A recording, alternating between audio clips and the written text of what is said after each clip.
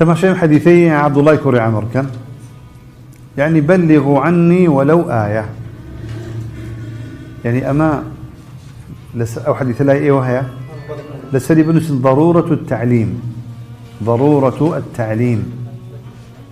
يعني الراجعندني الدين أو أندا جرينجا نبي بوسيتا صالك دو صال ده صال تاتو أبي بعلامة دعاء الله كاكا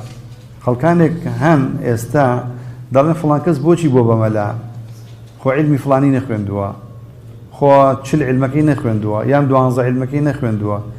كاكي خوم او كسي كده بملا لسر من برا بوبا واعظ او هيك لسر من برا مرجني عالم به بيويسه تمييز بكين لوا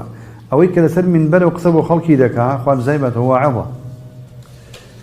بلام